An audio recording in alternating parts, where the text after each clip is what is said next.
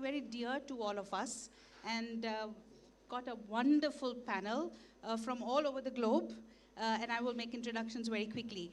But we are here to talk about creativity. Now, it's a real tough act to follow Parsun Joshi, but we are going to try because our panel is really great. And I think the conversation that was going on before was about, can AI replicate creativity? We have a slightly different stance. We want to talk about what really happens with creativity. When we were young, all of us were creative. We didn't need to be told how to be creative, right? We just were creative. But as we grew older, what we understood was to be creative, we needed to master skills, we needed to master tools. But AI is going to change that because AI will give us the tools to express ourselves and express our creativity. And with this possibility, with this ability, comes a few tensions. The first tension is it genuinely going to result in us being able to express ourselves in a unique way, with originality? Or is it really going to take everything down to the least common denominator? You know what Parsun Joshi was just saying, that it is the least common denominator of the highest act of creativity. So is that what's going to happen? Is there going to be a flatness or a sameness in what we do? So that's like tension number one. And then tension number two is, will we all get access to that creative within? So for example, when I was very young, I used to write poetry, and then I killed the poet in me the moment I came to my 10th standard, because I had to study. But will AI allow me to once more interact with that creativity within me, give me access, or will it just be another way by which data gets collected about something so close to being human, so close to what it really means to the way we live, the way we experience, which is to be creative? Will we hand over the creative process to AI? And now to discuss these tensions, and hopefully we should have some vivid arguments and debates. Hoping, right? I'd like to introduce you to this panel. Very quickly, we've got Seok Seok Tan. She represents, her work is in Singapore and Southeast Asia, China, and she is a documentary filmmaker, and she is a writer. She's written a book on AI and humanity. It's this like a boxing ring, right? And on my right is Professor Oliver Olivier. Olivier is very, very proficient at human-centered AI, and his specialty, amongst many others, he's a musician as well, is that he uses brain waves to make music. He gets people who are seriously limited by their physicality to drive an F1 car, actually, and he really believes that creativity is within, right? And then to my left is Dr. Dhar.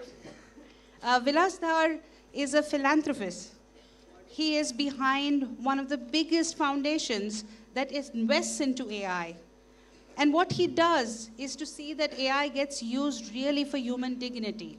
And he brings all of that together. He evangelizes the fact that AI is not a tool for few. It's supposed to be democratized. It's supposed to be for each one of us. And they invest in initiatives that brings AI to everyone. So what we would hear from him is why it needs all of us to make AI really successful and to unlock value.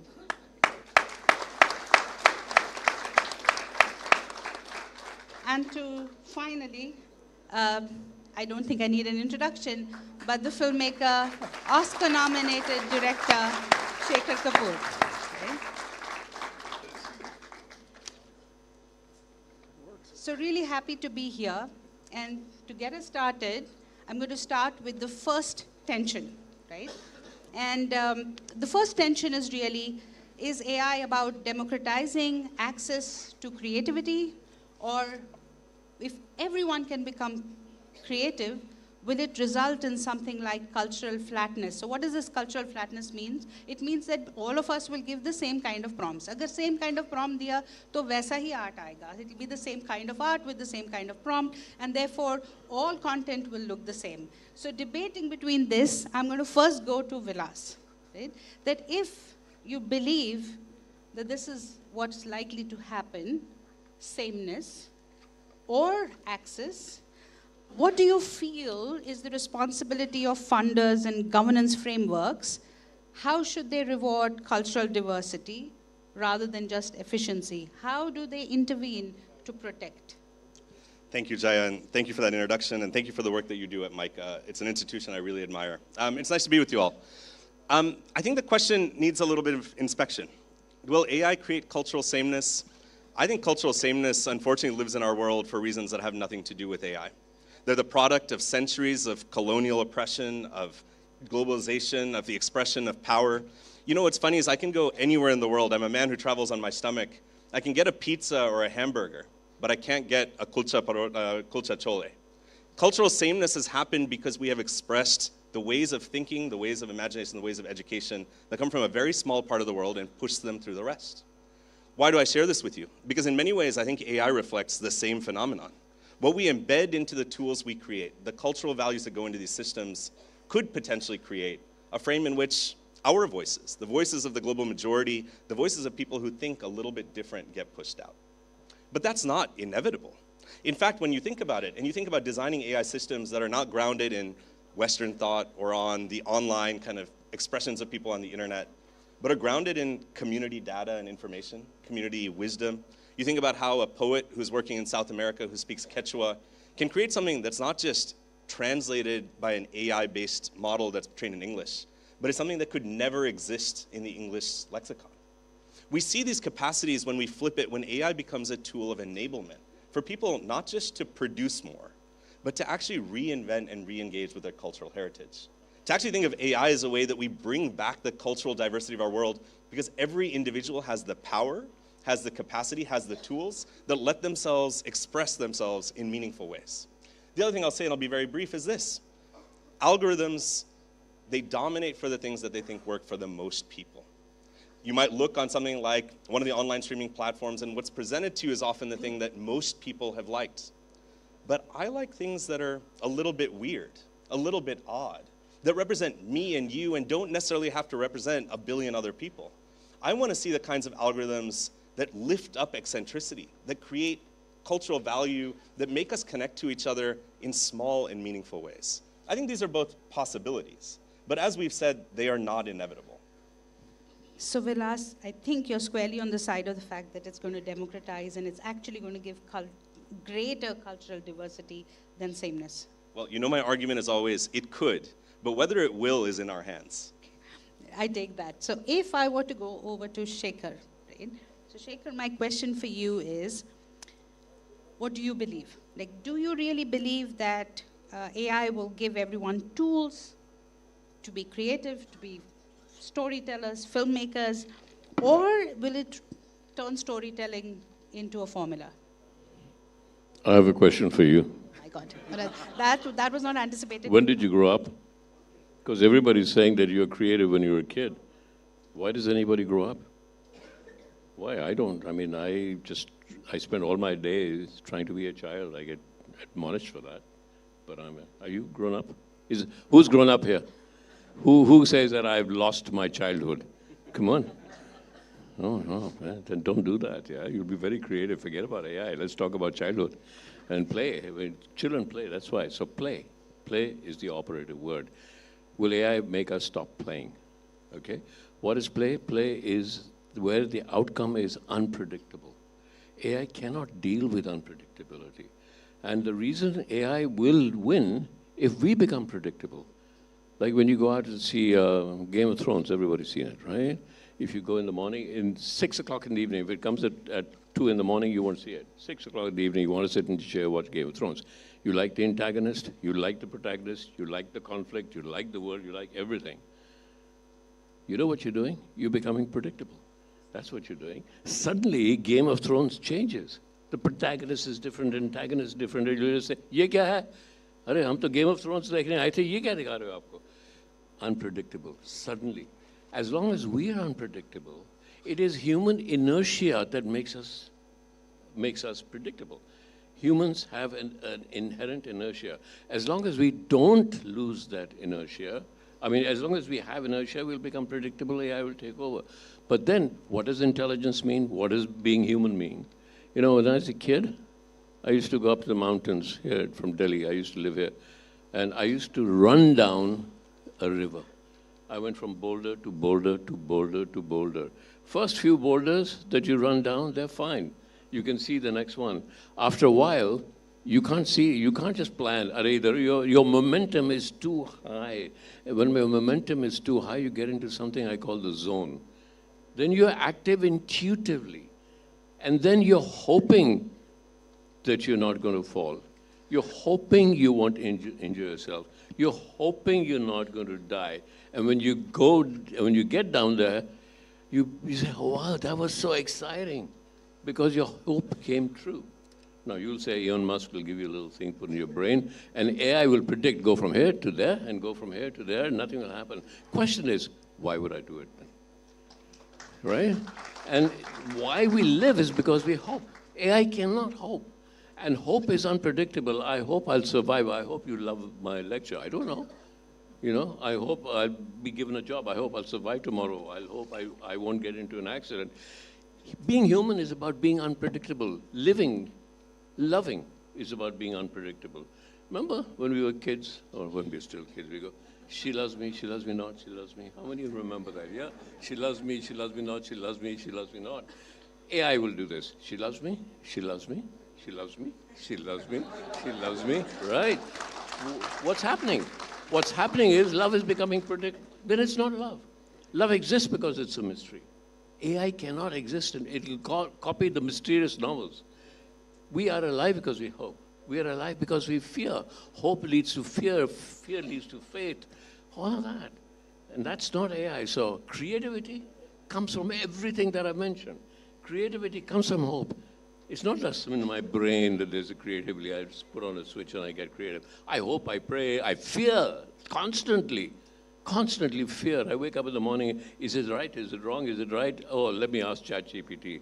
If ChatGPT gives me my answers, then I am giving into inertia. It's human inertia that will drive us if we maintain it. But if we don't, if we keep running down and keep challenging life, challenging love, challenging everything, we're alive. Then AI can't do us. Then it becomes our slave. So should I take this to mean, Shekhar, that it's not about flatness of culture as long as we stay fearful? Hopeful. Hopeful. Everybody say hopeful. Correct. I want to take this conversation slightly ahead. What you said is very interesting, that we always remain children and creativity is not in the brain. But probably Olivier will have something to say about it, given that you are a brain scientist. Please don't say right? it's in the brain. Right. There are amazing pieces of art that have been created because adults went through hardship. So it's not just about being kids our entire lives. It's about our experiences. It's about what makes us unique. And the one thing that we don't like about ourselves, meaning that we're somewhat denied our uniqueness, when some people come with blanket statements about this kind of population, this generation, we shouldn't make the same mistake with AI systems. We hear about AI as a monolith, but there are so many different AI systems. So many. It's not AI, it's different AI systems. However, we can expect some things. First, just like human beings, the more diverse the experience, the more likely for the AI system's output to be something that would be meaningful. That's the first thing. The second thing is, for a lot of people, since the end of November 2022, AI equals text, large language models. Look at me. I'm a dude from the south of France with Latin origins. I speak with my hands. My facial expressions have a life on their own. This enhances, I like to think magnifies what I say. But we need to train AI systems with things that are beyond words. Words are just one part of what makes us humans. Think about facial expressions, movement, our individual, our collective history, what makes us who we are. This is why we're moving beyond large language models and we're moving into the era of world models. The big difference between me and a system today is my ability as a human being to leverage my brain to have an image of a world, to map the world, to anticipate things, to have trauma. A brain, I'm a neuroscientist, a brain on its own, it's totally useless. If you put a brain on the table, nothing is going to happen. What is going to make my brain useful is the exchanges of information within the brain, between the brain and the body in the environments, physical, digital. My personal, my collective history, what I imagine, the fact that memory is not a system to remember the past, but the best system to build the future. If we start thinking this way, then we will train our models not just with what we consider to be perfect information, useful information, but in order for an AI system to be able to have outcomes that are relevant to us, it might need to go through what all of us go through: love, depression, envy, jealousy, creativity. Now we can think about outcomes that matter. Because today we're so focused on the tool itself, on the systems, that we forget what matters most.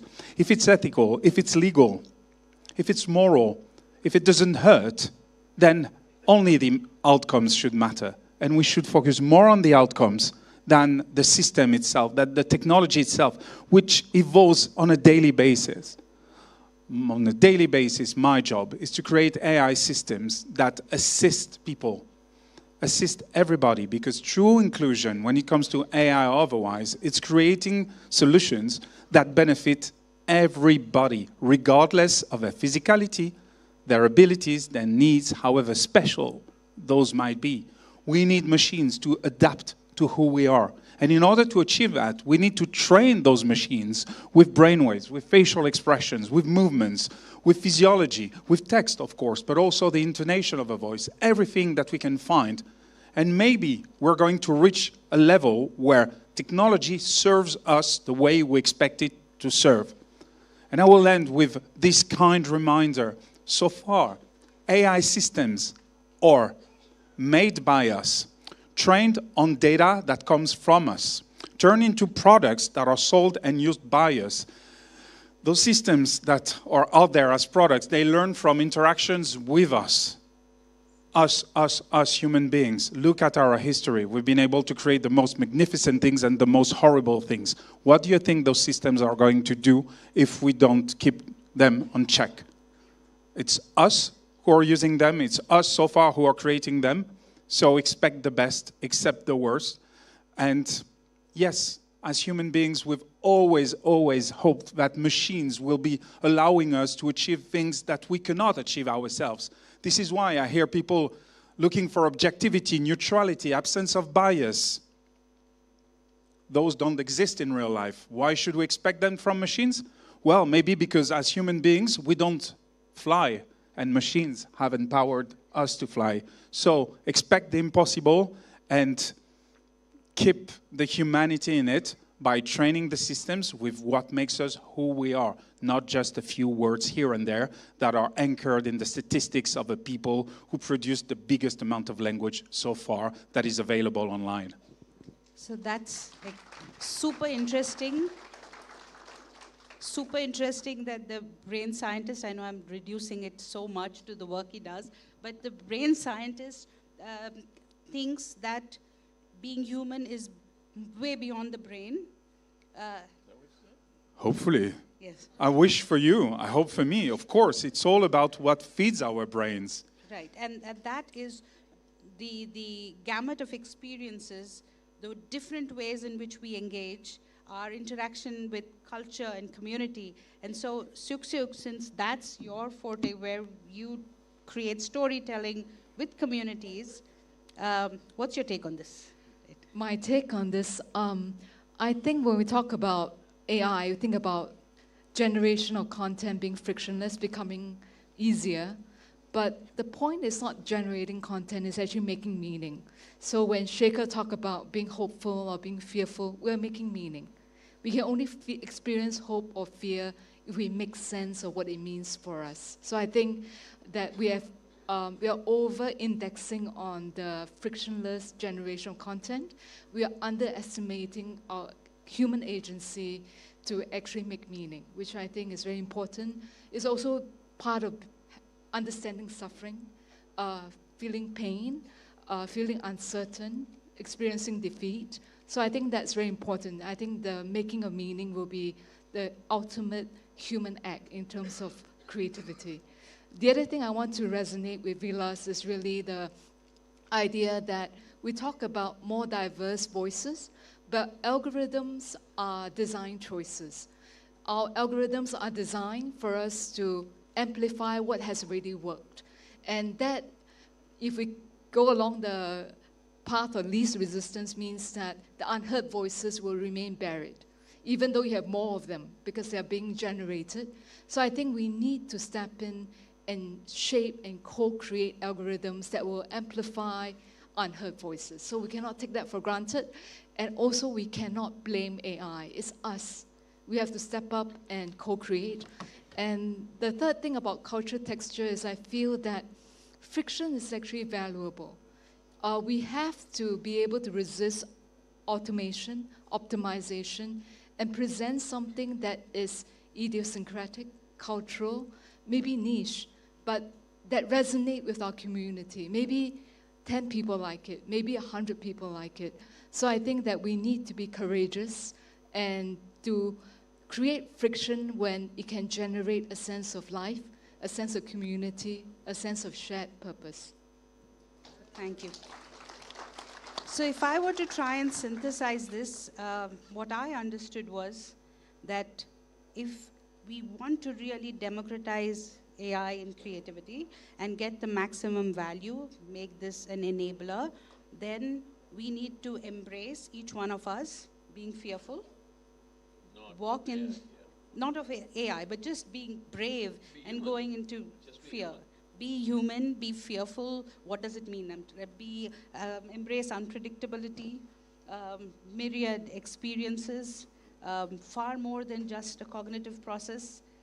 Lean in to the biases, lean into the imperfections, and then do that with a structure, with philanthropy, with governance that allows us to be who we are. So could that be a proper conclusion of this tension?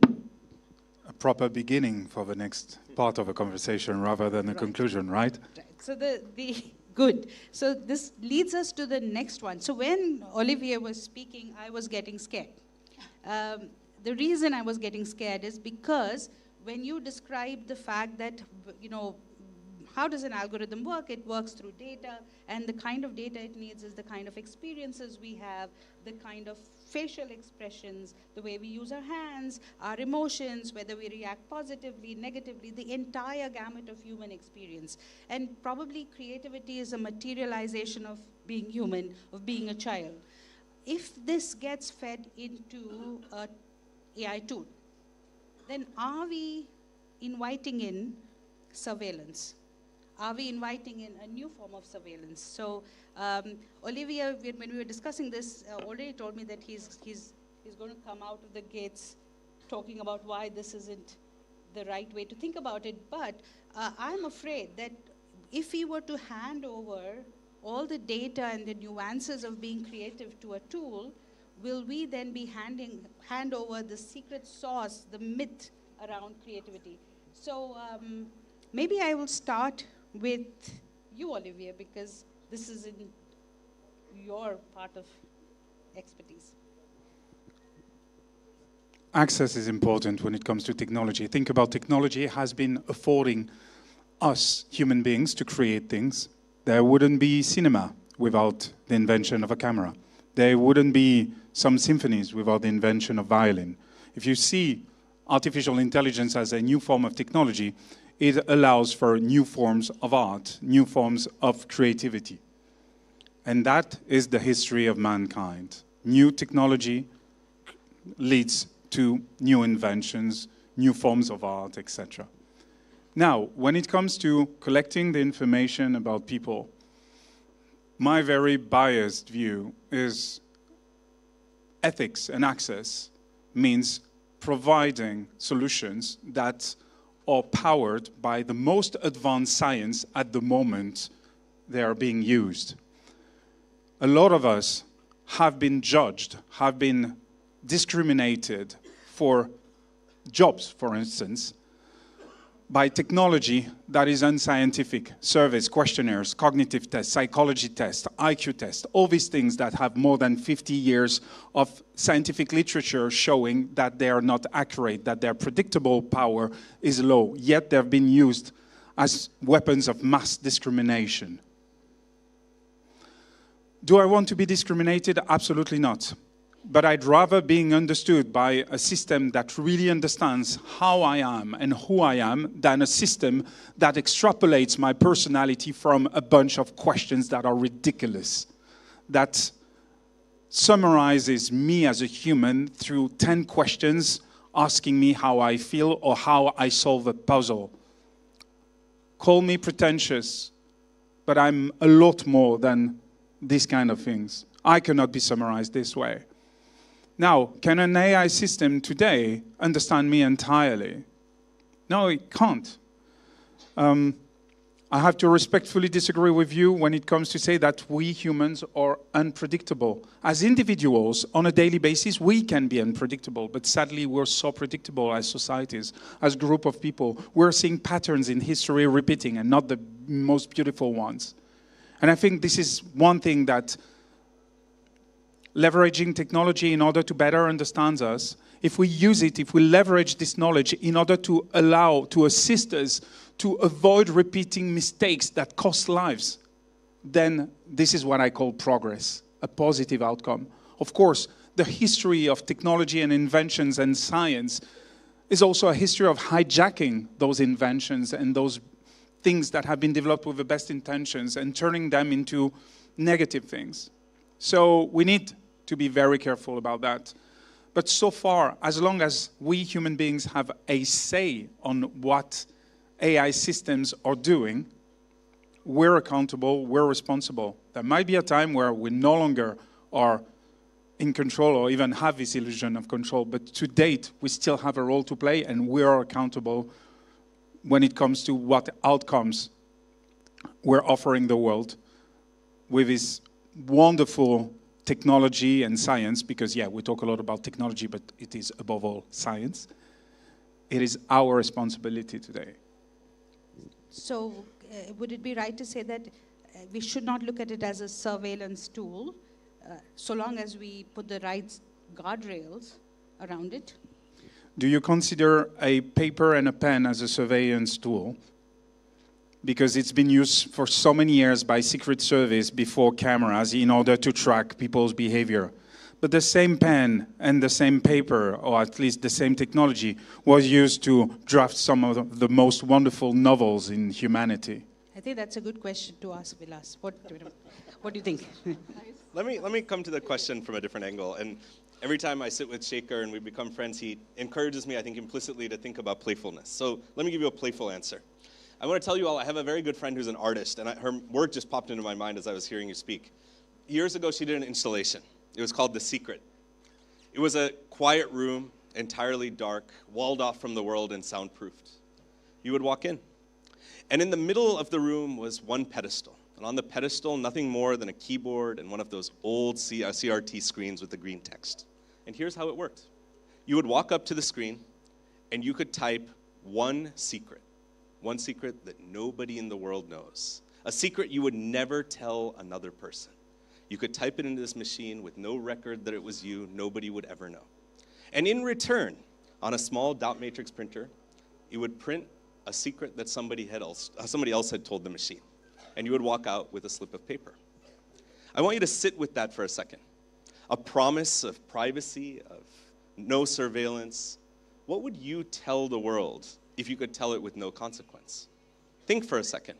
What secret would you have typed in? And then you get somebody else's secret.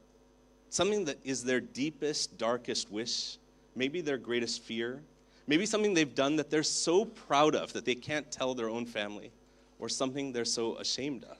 And how would you react? That's how I respond to your question. Is it the paper, the pen? Is it the video system? Is it surveillance? At the end of the day, I don't think it's the right question. The right question is, what are you willing to share of yourself with each other and with a machine? I'll give you one other quick story.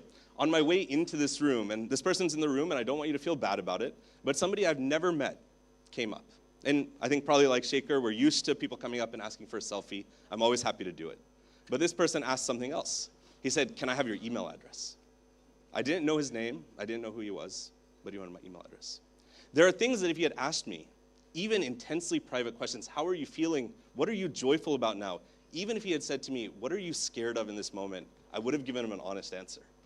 But he asked for my email address, and I had to say, I'm sorry, I can't give you that. And yet I'm happy to go on a website and give it my email address, my credit card. I'm happy to give it all kinds of quantitative information about me. But I can't imagine talking to a machine and telling it what I'm scared of, or what I care about, or who I love. That's something I hold for people. So when we talk about surveillance versus privacy, let's acknowledge that the intimacy that we share with each other, an intimacy of meaning, is something very different from the data that I'm willing for a machine to have. And you might say that you want the AI to know you well, and I appreciate that. But I would rather my wife, my nieces and nephews, my friends know me well, and my AI, I know how to use it well. To me, it's a very different frame. May I just remind you that the latest data showing the use of LLM is the #1 use is not for coding, is not for writing, it's for companionship, it's for the role that a lot of isolated people are using it as a friend. I'm not saying it's good, I'm saying that this is the reality of the use of LLM today. I'm like you, I'd rather interact with people. However, first, it's not mutually exclusive, and some people do not have the luxury to interact with other people. Yeah, I'm sorry, but I wonder if we take the wrong lesson from this. You wanted a debate, so let's have a debate. I wonder if that's the right lesson. Like, is the lesson that because people need it, we should normalize it? Or maybe we should ask the question, what kind of society have we built that people feel so alone that the only place they can go is to talk to a keyboard or talk to their phone about those things that are so uniquely human? I think we divert our focus from what matters. When we talk about ethical AI or responsible AI, what we should talk about is what's the society we want to build and how does AI enable it? Not what should the AI tool look like to replace that we've lost. So I think Shaker wanted to come in. Just a few things that have been talked about here. Olivia, I did not say that humanity is unpredictable. I said being human is unpredictable. Humanity is not, because we are tribal.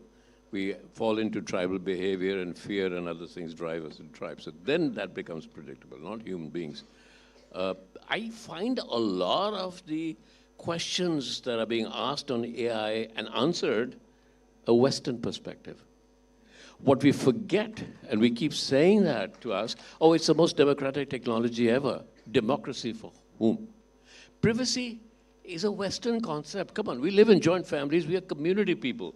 There's nothing about me that my people around me, as a community, joint families, everybody. There was no privacy, right? Actually, if you try and have privacy, it breaks up.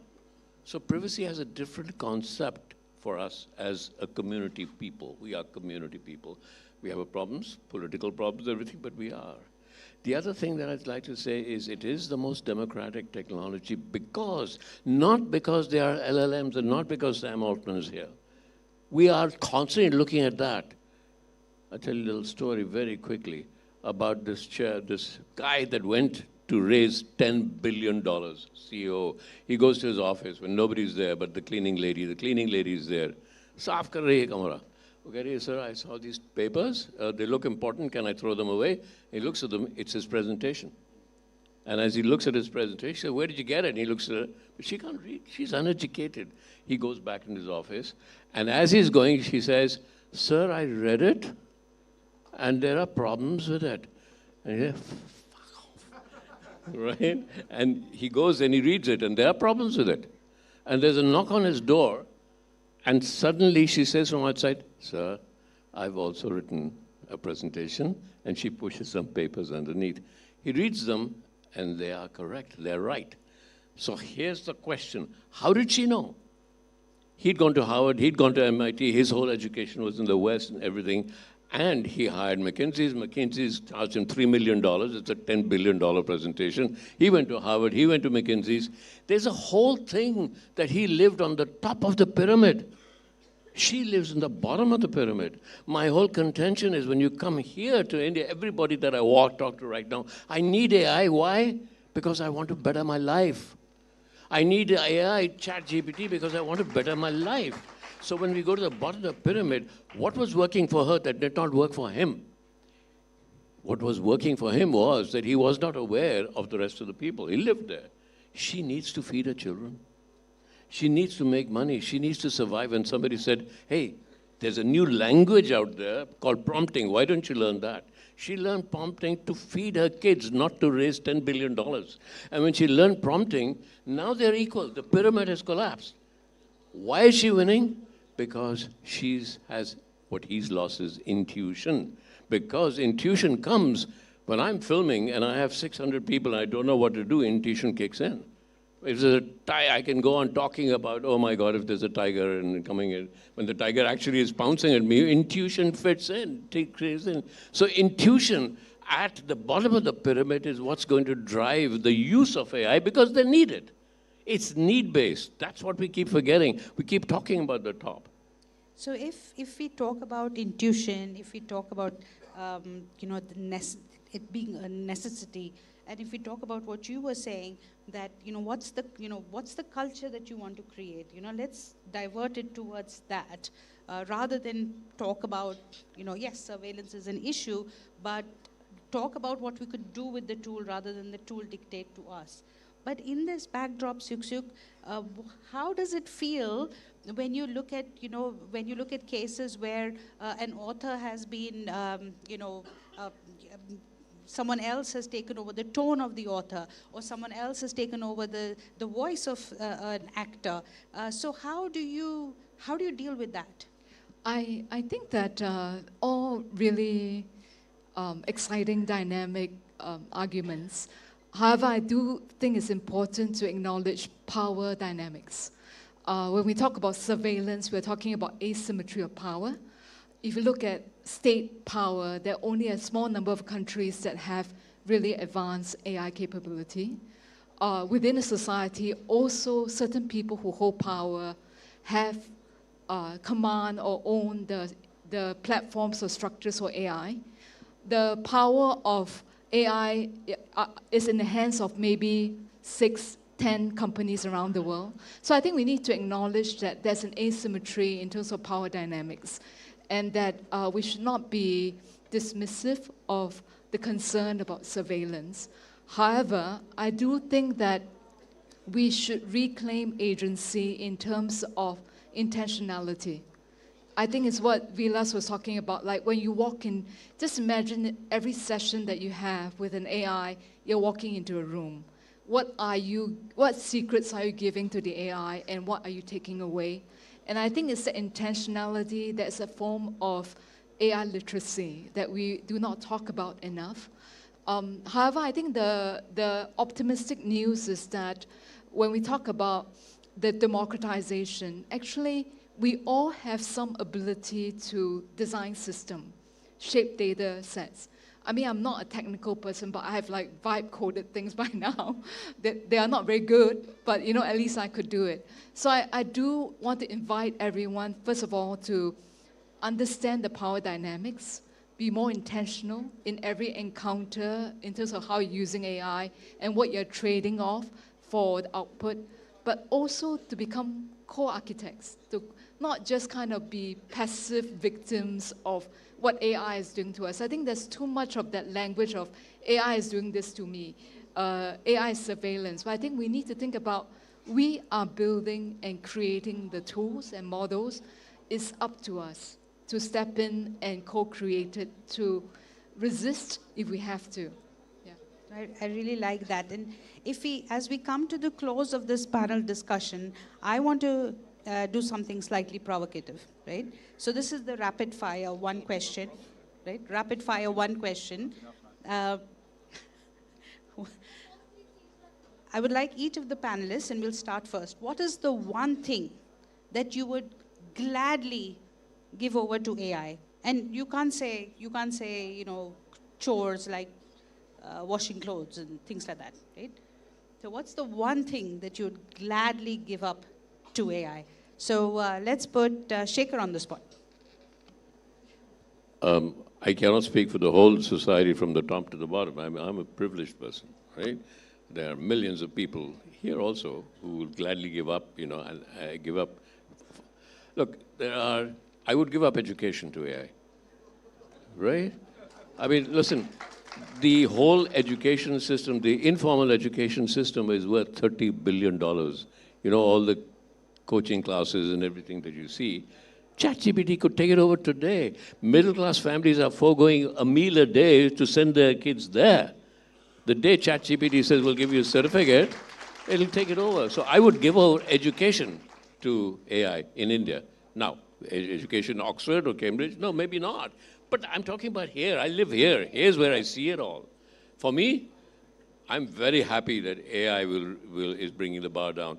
The film that used to cost me $300 million in Hollywood will cost me $3,000. Why would I not embrace AI?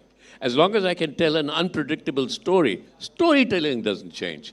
As long as I can be unpredictable in the way I show it, I love AI because it brings down the cost. I can go and compete with Spielberg. He gets more money than I do, but I can now make a film cheaper and compete with him. Okay, so it's a bit disconcerting that I'm the head of an educational institute, that we were, but I understand. No, I understand and appreciate the honesty. So I will go to Suk. Like, what's the one thing you're willing to give up to AI? We've got to wrap up, I think, in this. So I'm going to take these answers. So one thing you will give up to AI, but not chores. Not chores. Yeah. Fighting with people over money.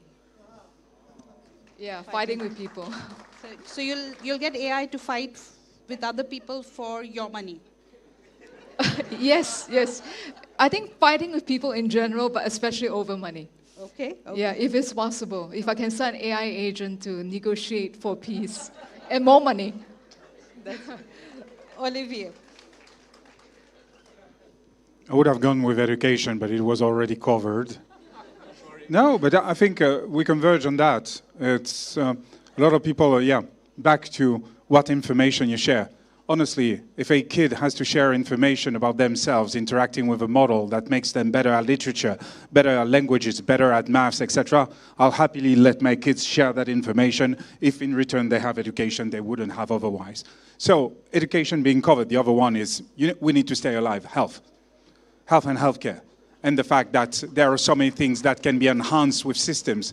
And the fact that today, in the region of the world where I come from, because of AI regulations, there are solutions that could save people's lives that are stuck on shelves just because some people are regulating AI based on processes and not on outcomes. If a solution is legal, ethical, and it saves people's lives, it should be out there now.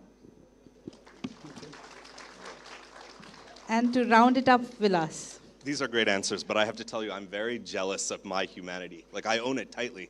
I don't want to give up very much at all to AI. I don't. I like the things that I can do in this world. I like the things that make me grumpy. I like the things that I argue about with my friends. I like the things that don't work because they tell me what's valuable. They tell me what does work. They help me be the person I want to be. So I don't want to give anything to AI. Now, if AI will help me do those things in easier and faster ways, great. If they will help me be the person who can express myself in better ways, great. But I don't want to give up education because I want to spend time with children. I want teachers to be there. I want to build them not just as people who know facts, but as people who understand their emotions and maturity. I don't want it to be health because I don't want a computer to make health decisions for me.